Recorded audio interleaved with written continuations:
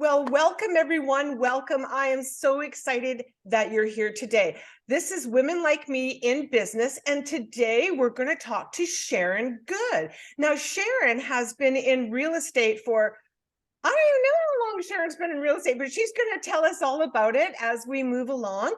So welcome, Sharon. Thank you so much for being here. I really appreciate it. And why don't you tell us? I know that you've retired, but how long? When did you actually start in real estate?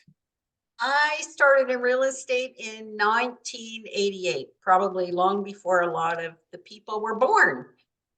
And I retired nearly 3 years ago, so Wow. 32 years. 32 years.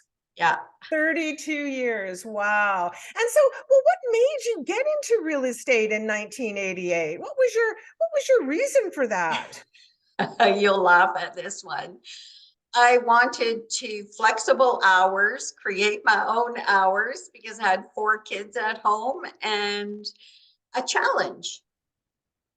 So, but the flexible hours is the funny part. It is funny. You're so right because yeah, a lot of people think, oh, I'm going to go into real estate and I'm going to be my own boss. But what I think they don't realize is that the more successful you get, the more bosses you get, because your buyers and your sellers are your bosses.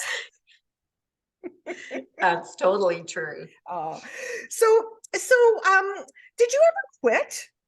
No, You never did I quit. So thought about it yeah. a time or two, but no.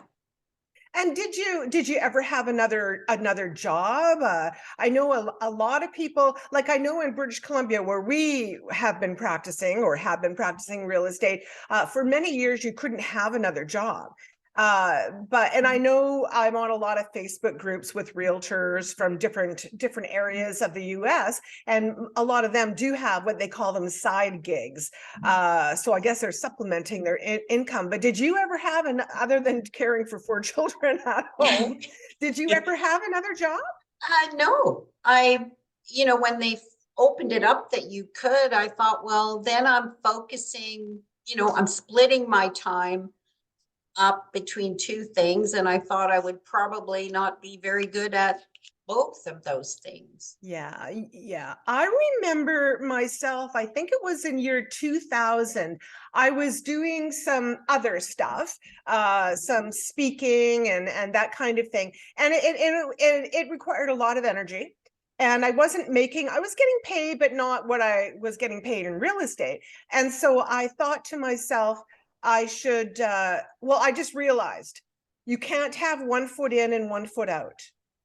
Yeah. So if I was going to really make this a career, I needed to put both feet in, and that for me anyway. I know made a big difference in my career, because like you just said, you're solely focused on that one thing.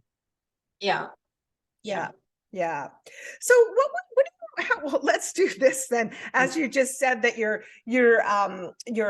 hours, you went in because you wanted to have flexible hours, but how many days and hours do you think you worked? I think in the first maybe year or so, I worked maybe 6.5 days a week.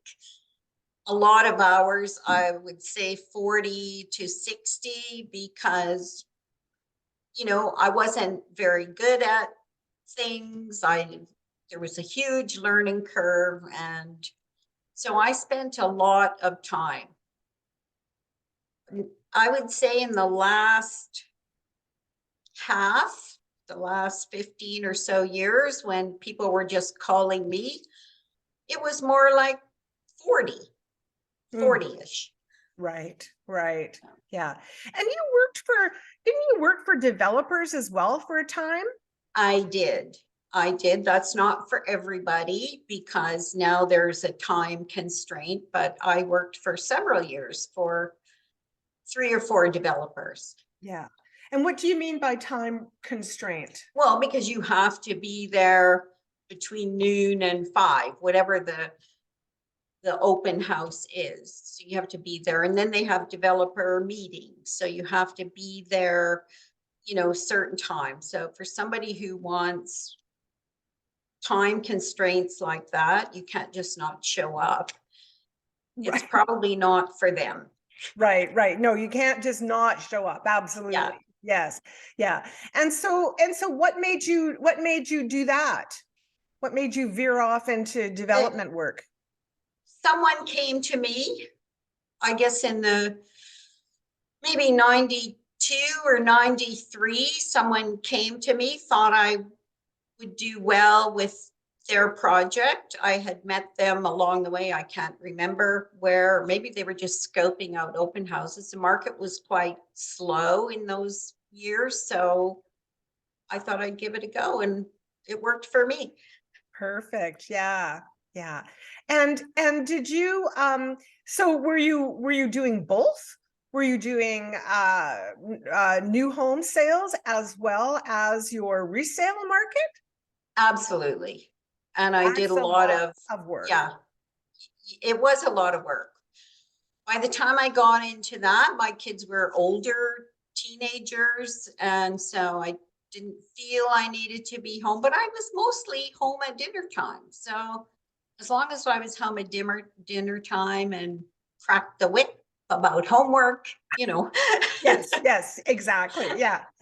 Well, that's good. Yeah, I sometimes wonder how people can do both. But I guess it takes a lot of organizational skills to to be able to keep the developer happy and then keep your resale clients happy on top of it. Yeah, yeah. Yeah, I guess I'm a good juggler. I don't yeah, know. I didn't have a problem. yeah, yeah. So so what do you think your what do you think a main struggle of yours would have been? At first, I would say it was fear of people saying no to me, which is ridiculous because if you don't approach them, the answer is no always. But I had to get over that. I was raised to be polite, that you don't ask people personal information and that kind of thing. So I had to just jump that hurdle. And at one point, I don't know, plugged my nose and jumped in. Yes. Yeah. Asking people for a lot of their personal information definitely, I think, is a stumbling block for a lot. But when it's mandatory Yeah. and it's ask or get yourself in trouble for not asking. Yeah, yeah. Yeah. Wow. And so, well, what do you think then was your biggest success? What caused you to have such longevity in the industry? I mean, that alone is. I was doing some studying, Sharon, and I found that 86% of Yeah. agents will leave the business within 2 years. And I can remember this one time when I first started. This lady had only been not even quite 2 years. She left the business, but she also left in debt. And I remember the manager of the office that I was in at that time walked her over to the bank, co-signed a loan for her so that she could pay off her office Oh, fee. So not only did this poor thing, leave the business, but she left with debt. yeah. When I started, I don't know how it was when you started. Like, we had to get a real estate company to sponsor us. We couldn't just go get our license. And so there was a 2-year wait list. I probably would have started, if there wasn't that late wait list, I would have started 2 years early. But in the meetings with the company manager, they said, you have to have so many months of income.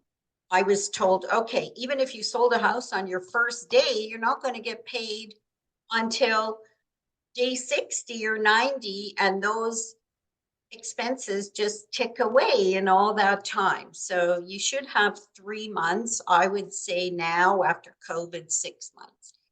Wow. Uh, And I wonder how many people really do come into the business with that extra income. I don't know. I've always been a saver, so I had that 2 years to save. Yeah. money. So Yeah. I can't imagine coming into the business with no money. Yes, I get it. No, no, totally understand. So if you ever had to do it over again, what would you do differently? Or would you Um, do anything differently? Maybe you wouldn't do anything differently. Actually, I would start younger. Oh, of course, of course. Then I could retire earlier. But I think that I started coaching maybe 3 years in, couldn't afford it before that, but I just wanted to bring myself to the next level. So I started a coaching program there. That coach was all about learning how to speak to people. So that was right up my alley. So Yes. Yeah, because really, when you really, the real estate business is all about relationships. yeah, And if you yeah, have trouble in your relationships in terms of, like you say, afraid to speak or shy, and not that shy people can't be good successful realtors. I'm not saying that, but you still have to be able to ask for the business and ask, as you say, for that personal information that's required by law and those kinds of things. So I didn't know, I didn't know that you had done that. Oh, interesting. yeah. And it was, you know, the coach was very pragmatic and very like I would never speak in that manner that coach spoke in, but I learned to sort of do it in my own nice way. Well, I believe that that's exactly how it has to happen, because if you're not being you and you're trying to be somebody that you're not, it's not going to work. Yeah, Yeah, yeah. I tried that once and it got thrown out of somebody's house. And then I thought to myself, I am never doing that again. Everything I did in that appointment was totally against the grain. I Yeah, felt icky. I didn't like it. And I never did that ever again, even though somebody told me I should be more like that. But I think we have to work within our personality and within our yeah, values and our integrity.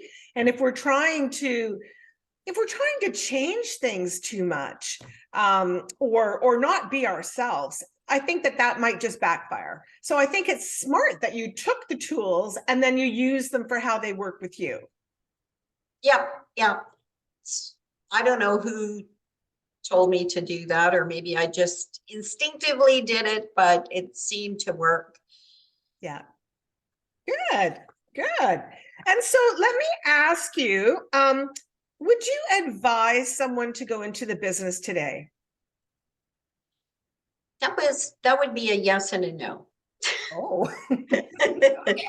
Well, why don't you tell us, first of all, the no? The no, if you think it's going to be easy money, no. Yeah. Okay.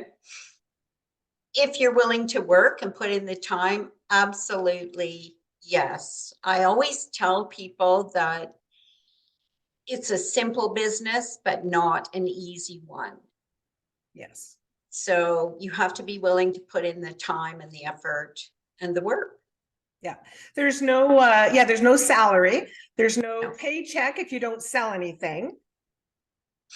Yeah.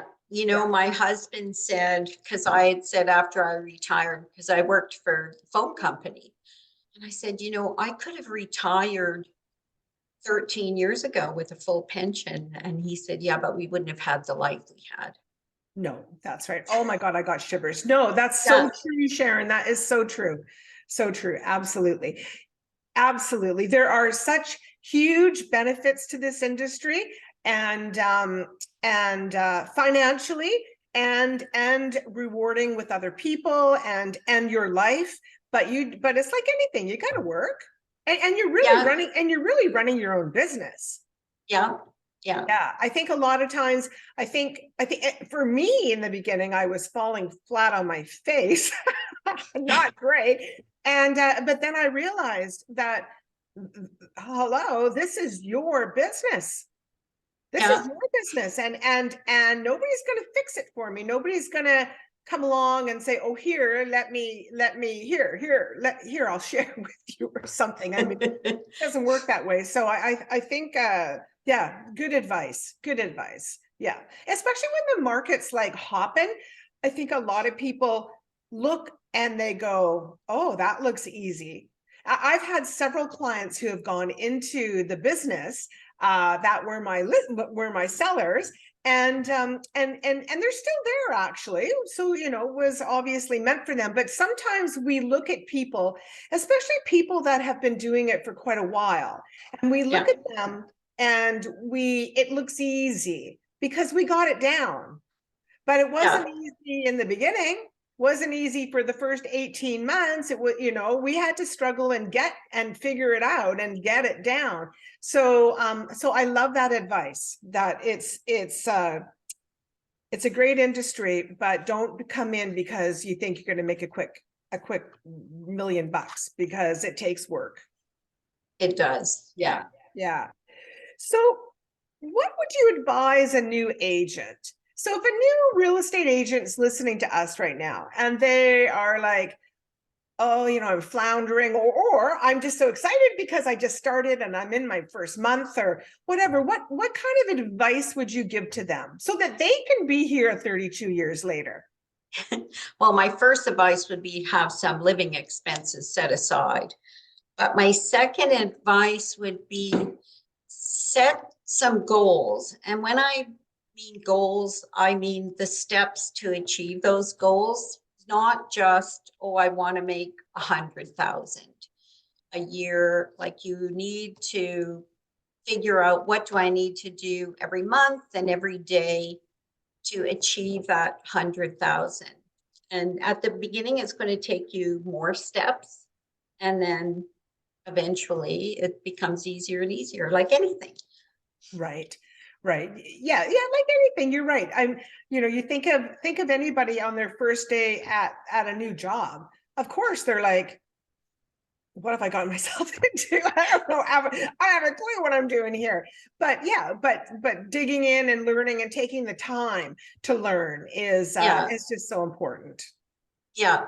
And I'm a learner. I'm still learning. I'm learning Spanish now. And so I went to all the real estate conferences of our real estate board. I did all kinds of classes that the company offered. I even taught a few of those classes. So, oh, yeah. Well, okay, so let's assume that we've got a struggling real estate agent who's listening to us or watching us right now, and they didn't save up all that money that they needed. What would you like? What could you help them with, or give them some sort of advice to get themselves moving? Okay. Yeah, that's time management, or what I call self-management, not time management. And it's a hard one, because when your fears and your insecurities and all of that enter into your brain, you tend to follow them. So I would say just jump in and make a plan, even if it's just, okay, I'm going to make 5 calls this week, 1 a day, or I'm going to knock on 5 doors. Start with itty bitty steps. Mm-hmm. And then it just eventually gets easier and easier. And if you don't want to do things alone, then find a buddy that is in the same scenario and do it with them. I love how you said not time management, self-management. I am going to use that, Sharon. I think that's exactly it. It's not time management. You're so right. It's self-management. Yeah. I took a time management, maybe in the mid-90s. And that was the first thing they said, that this is a self-management course, not a time management, because time just ticks away. We can't do anything about it. It's so true. It just, as you said that, like, I'm just thinking, and that's just one of the smartest things I've heard.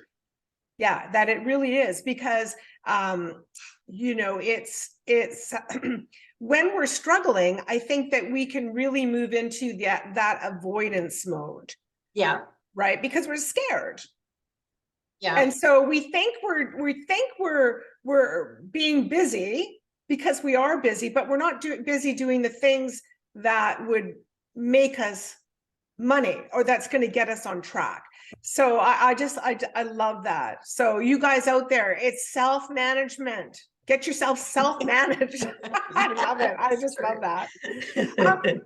What do you think the biggest cause of failure is in the industry? Well, other than the self-management, I think the biggest problem is follow-up. We don't follow up because we don't make time to follow up.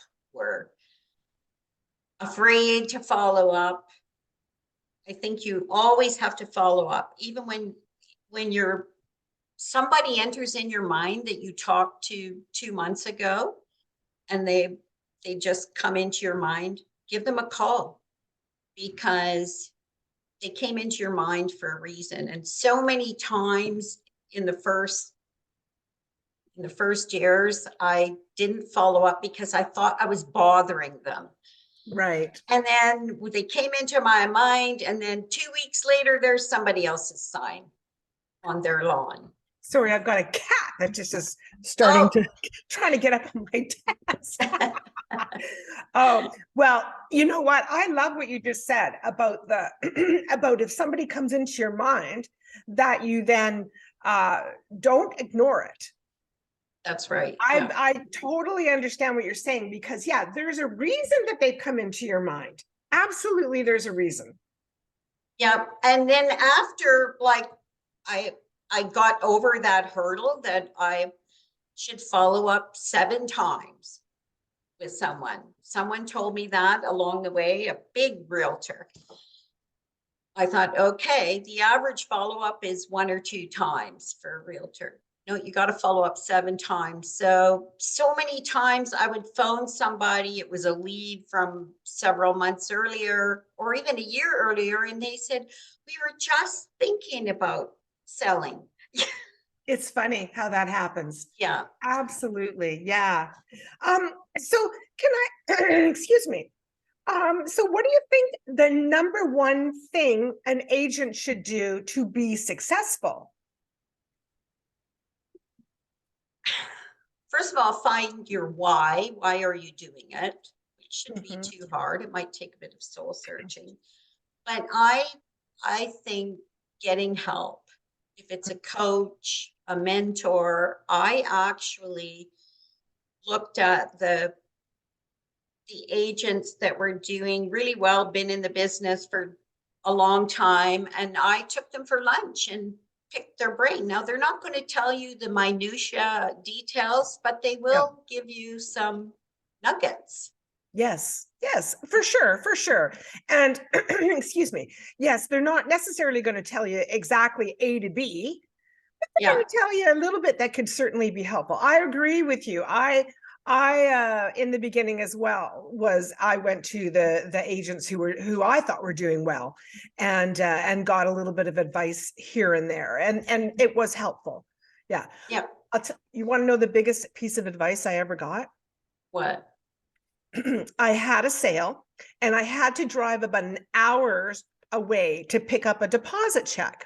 Now, I was very new, and I didn't want to drive. I was like, I had a long day, and I was complaining about driving all to go pick up this deposit check. And one of the top realtors in our office heard me, and he came up to me and he said, Julie, I'm going to give you a piece of advice that you're going to use for the rest of your life. Don't be lazy.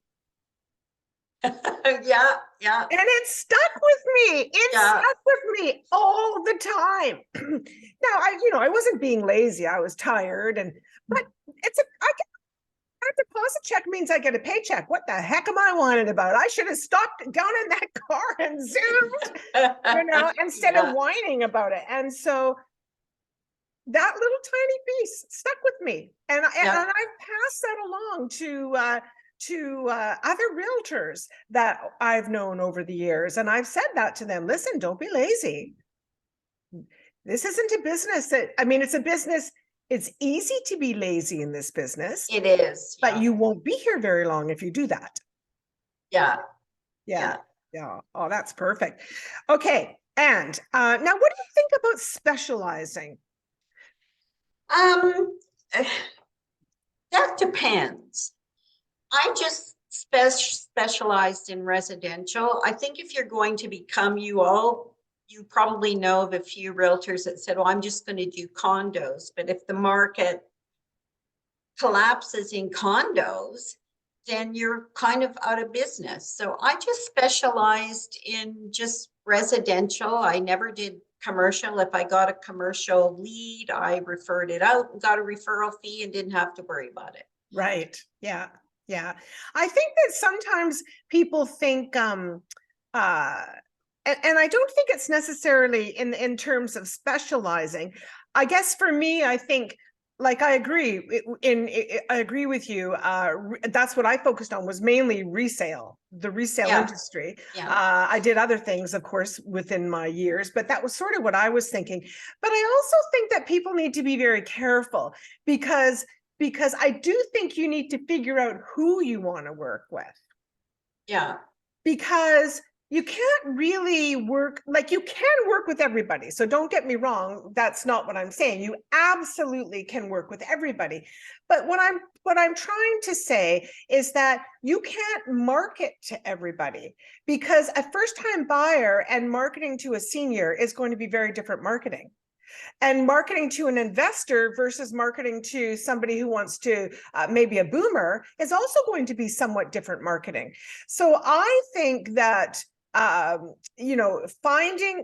out in your head who you want to market to, who do you want to work with, and then market to that person. And as you get, or that demographic, and then as you get busier, you're able to branch out, and those other people will start to come to you as well. That's kind of what I think. But I agree with the specializing. I tried commercial for a while, not my thing. Yeah. Yeah, not where I want to go. So, is there ever a time, do you think, that an agent should give up, Sharon?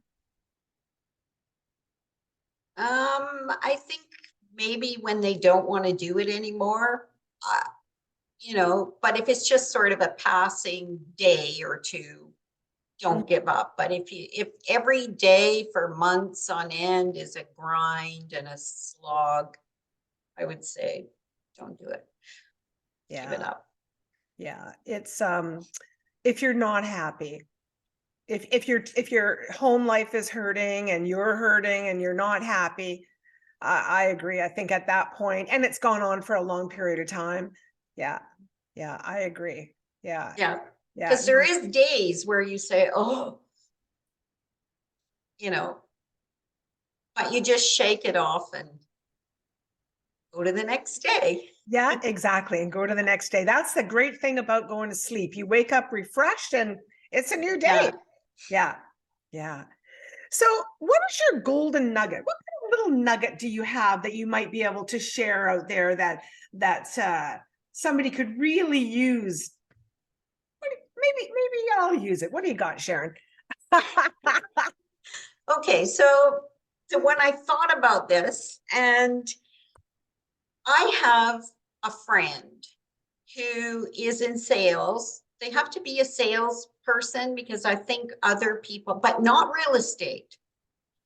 And her and she's in a complete different category of sales. So sometimes I would phone her up when I would get discouraged because I just had a hard week or two. I would just phone her up and say, I need a pep talk.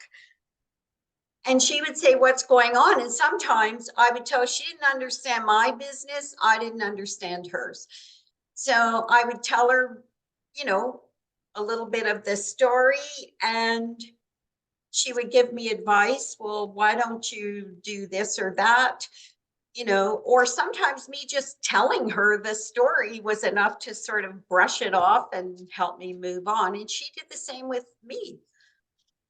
So I would say get a friend who's in sales that's not in real estate, because when you get with other realtors, a lot of times you start talking about the market.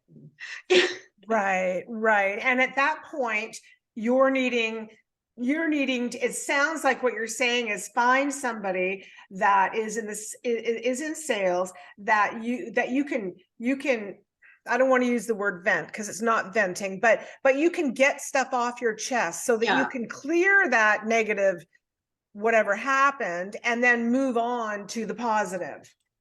Yep, and sometimes she had excellent advice. Like she was the one that helped me with this Zoom meeting, which I had never done.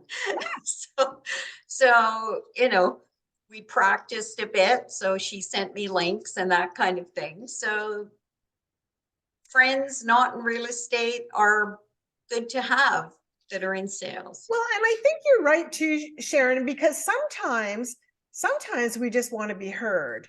And sometimes we want advice, but not another agent saying, oh, well, what time are you getting to the office? And well, how many doors did you knock on this weekend? You didn't obviously knock on enough. And that's why you're having this problem. Like, that's not necessarily what you needed or need in that phone call. Yeah. I don't know. I guess going back to, you haven't knocked on enough doors.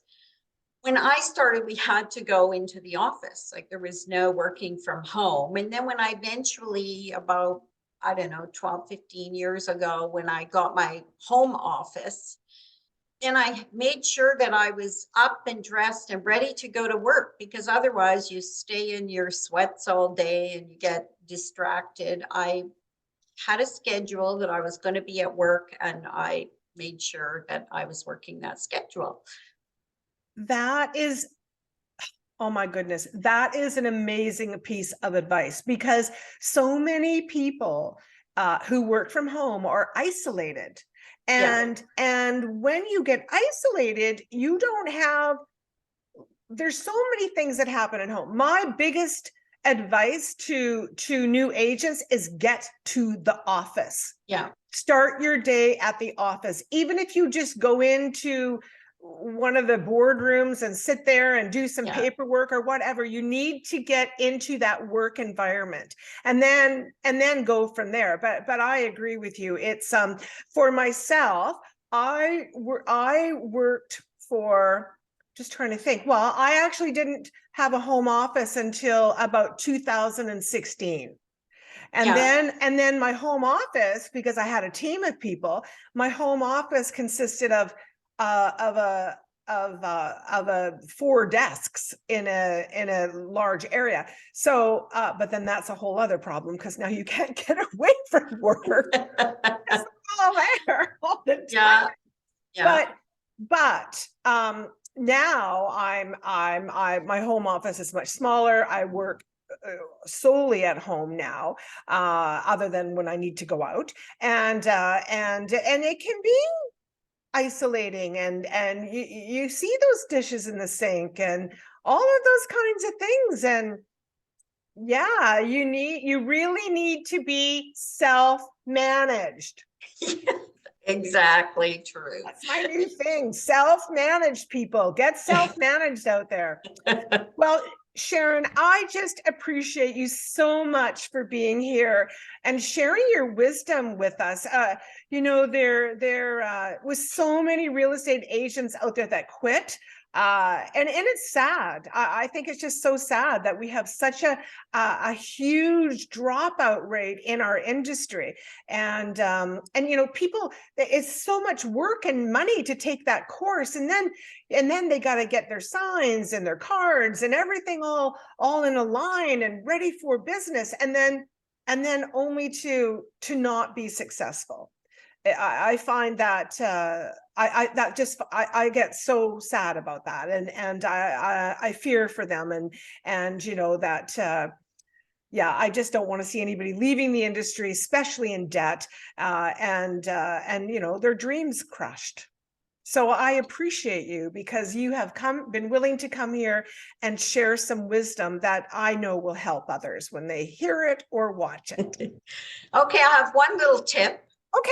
Someone showed me this Yes. and I've used it for many years now. When I've had a rough day or someone's yelling at me, you know, we got yelled at when the GST was brought in, as if we, or the market goes down or the market goes up, they blame the realtors. And I just have, it's a physical thing. And I just go like this. If somebody's yelling at me, I'm brushing it off. And you know what? They see you do that. They don't know what you're doing, No, no. but it's a mental thing. Your brain says, okay, just brush it off. Oh, yeah. Oh, yeah. Oh, that's good. Yeah. And you can do that sitting in front of somebody and they don't know. I They need you just to think write you're, the 10 top tips down for me so I can send it out to people.